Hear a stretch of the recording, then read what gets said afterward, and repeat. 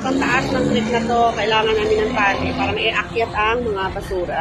Ayan po, ang aking mga USWAG member na talaga namang sobrang dedicated sa paggawa. Ayan po sila.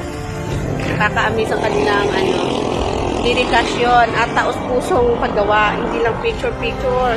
Talagang may accomplishment kami. Ayan po. Yan ang tunay na tupad. Yan. Lahat gagawin namin. Magawa lang ang aming obligasyon. Ayan po. Masyadong risky pero kaya naman.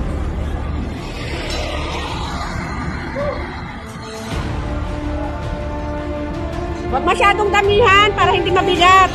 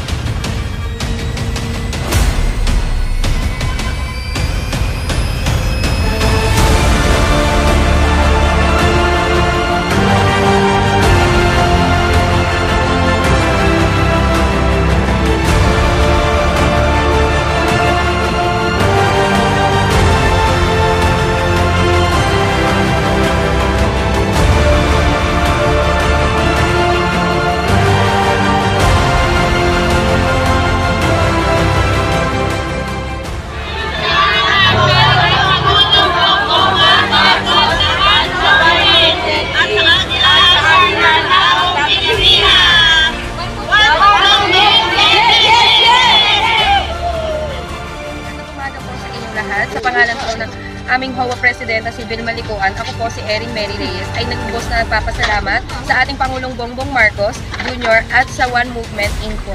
Sa pinangungunahan ni Chairman Marlon Mendoza at Deputy Chairwoman Ma'am Lorna Patriarca at Agila ng Bagong Pilipinas sa pamumuno ni President Official Person Arlene Manuel sa pagsasagawa ng linis tupad kanal dito sa aming lugar. Na isa po sa naging pangunahing suliranin namin ng mga residente. Ngayon ay naging maayos at malinis na ang daloy ng tubig dito sa aming tulay. Nawa po ay magpatuloy pa ang ganitong programa at marami pa pong matulungan. Muli po, maraming salamat at pagpalain pa po tayong lahat.